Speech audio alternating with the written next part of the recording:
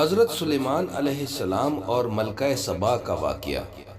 قرآن پاک کی سورہ نمل میں حضرت سلیمان علیہ السلام اور ملکہ سبا کا واقعہ موجود ہے، جو کہ نہایت دلچسپ ہے اور سننے میں بھلا معلوم ہوتا ہے۔ حضرت سلیمان علیہ السلام بنی اسرائیل کے جلیل القدر بادشاہ اور نبی تھے۔ آپ کی حکومت انسانوں کے علاوہ جنوں، پرندوں اور جانوروں پر بھی تھی۔ ایک دن ہدہد کے ذریعے حضرت سلیمان علیہ السلام کو یمن کی ملکہ سبا کے متعلق اطلاع ملی، جو سورج پرست تھی۔ شیطان نے اسے اور اس کی قوم کو گمراہ کر رکھا تھا۔ حضرت سلیمان علیہ السلام نے ملکہ سبا کو ہدہد ہی کے ذریعے ایک خط بھیجا۔ ہدہد نے یہ خط ملکہ سبا کی گود میں اس وقت گرایا جب وہ خلوت کے عالم میں استراحت کر رہی تھی۔ کسی کو یہ علم نہ ہو سکا کہ خط کون لایا اور اسے کس وقت دے گیا۔ خط کی عبارت کچھ اس طرح تھی: یہ خط سلیمان کی جانب سے ہے اور اللہ کے نام سے شروع ہے، جو بڑا مہربان رحم والا ہے۔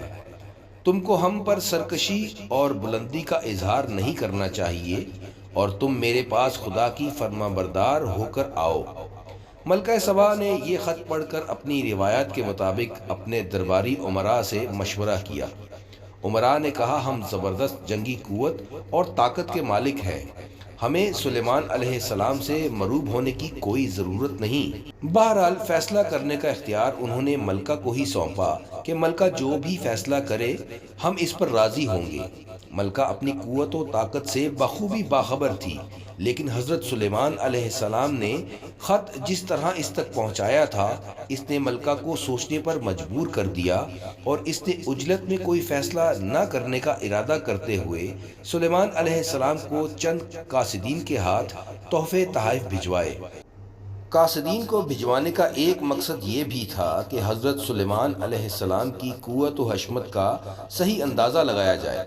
جب قاصدین حضرت سلیمان علیہ السلام تک پہنچے تو انہوں نے فرمایا کہ تم میری ہدایات کو بالکل غلط سمجھے ہو۔ میرے حکم کی تعمیل کی جائے اور ان تحائف کو واپس لیے جاؤ۔ تم ان تحائف سے مجھے بہلا پھسلا نہیں سکتے۔ اگر میرے پیغام کی تعمیل نہ کی تو میں عظیم الشان لشکر کے ساتھ ملکہ سبا کے ملک پہنچوں گا۔ تم مدافعت نہ کر پاؤ گے اور تم کو شہر بدر کر دیا جائے گا۔ قاصدوں نے واپس جا کر تمام واقعات سنائے کہ کس طرح حضرت سلیمان علیہ السلام کے دربار میں جن اور حیوانات بھی ان کا حکم مانتے ہیں۔ ملکہ سبا ضدی اور ہٹ دھرم نہ تھی۔ اس نے اپنے آپ کو اور اپنی قوم کو ہلاکت میں ڈالنے کی بجائے حضرت سلیمان علیہ السلام کے حکم کی تعمیل کا فیصلہ کیا۔ حضرت سلیمان علیہ السلام کو بذریعہ وحی علم ہو گیا کہ ملکہ سبا ان کی خدمت میں حاضر ہو رہی ہیں۔ انہوں نے اپنے دربار میں موجود افراد سے پوچھا کہ کون شخص ملکہ سبا کا تخت اس کے پہنچنے سے پہلے یہاں تک لا سکتا ہے۔ ایک دیو نے عرض کیا کہ میں اس دربار کے برخاست ہونے سے پہلے تخت لانے کی طاقت رکھتا ہوں، اور اس تخت کے بیش قیمت سامان میں کوئی خیانت نہ کروں گا۔ اس دیو کا دعویٰ سن کر حضرت سلیمان علیہ السلام کے ایک وزیر نے کہا، میں پلک جھپکتے میں اس تخت کو یہاں پر حاضر کر سکتا ہوں۔ چنانچہ حضرت سلیمان علیہ السلام نے رخ مبارک پھیر کر دیکھا تو ملکہ سبا کے تخت کو موجود پایا۔ آپ نے فرمایا، یہ میرے پروردگار کا فضل و کرم ہے کہ وہ مجھ کو آزماتا ہے کہ میں اس کا شکر گزار بنتا ہوں کہ نافرمان، اور حقیقت تو یہ ہے کہ جو شخص اس کا شکر گزار ہوتا ہے وہ دراصل اپنی ہی ذات کو نفع پہنچاتا ہے، اور جو نافرمانی کرتا ہے تو خدا اس کی نافرمانی سے بے پرواہ اور بزرگ تر ہے، اور اس کا وبال وہ خود نافرمانی کرنے والے پر پڑتا ہے۔ اللہ تعالیٰ کا شکر ادا کرنے کے بعد حضرت سلیمان علیہ السلام نے اس تخت کی حیت میں تبدیلی کا حکم دیا اور فرمایا کہ دیکھنا چاہتا ہوں کہ ملکہ سبا دیکھ کر حقیقت کی طرف مائل ہوتی ہے یا نہیں۔ کچھ عرصہ بعد ملکہ سبا حضرت سلیمان علیہ السلام کی خدمت میں پہنچ گئی۔ جب ملکہ سبا دربار میں حاضر ہوئی تو اس کو اس کا تخت دکھایا گیا۔ اس نے کہا کہ یہ میرے تخت کے جیسا ہی ہے۔ ملکہ سبا نے کہا کہ مجھے آپ کی قوت اور طاقت کا پہلے ہی علم ہو چکا ہے، اس لیے مطیع اور فرما بردار ہو کر حاضر ہوئی ہوں۔ اب تک ملکہ نے حضرت سلیمان علیہ السلام کی فرمان برداری کا اظہار تو کر دیا تھا، جبکہ حضرت سلیمان علیہ السلام کا مقصد اس کو اللہ کا فرما بردار بنانا تھا۔ چنانچہ انہوں نے جنوں کی مدد سے ایک شاندار شیش محل تعمیر کرایا جو کہ اپنی چمک دمک اور آرائش و سجاوٹ میں بے نظیر تھا۔ اس میں ایک شاندار حوض تھا اور حوض کے ساتھ چمکیلا فرش تھا، ایسے دکھائی دیتا تھا کہ فرش پر پانی بہہ رہا ہے۔ ملکہ سبا سے کہا گیا کہ وہ قصر شاہی میں قیام کرے۔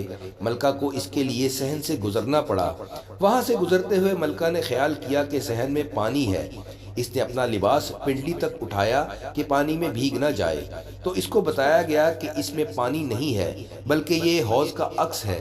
یہ ملکہ کی حس لطافت پر ایک خوبصورت چوٹ تھی۔ ایسی ہی چیزوں سے اس کو احساس دلایا کہ یہ چیزیں اصل میں حضرت سلیمان علیہ السلام کو کسی اور ہستی کی طرف سے ودیعت کردہ ہیں، اور حضرت سلیمان علیہ السلام اس ہستی کو پہچانتے اور تسلیم کرنے کی دعوت دے رہے ہیں۔ اس بات کا خیال آتے ہی ملکہ شرمسار ہوئی اور اللہ تعالیٰ پر ایمان لے آئی۔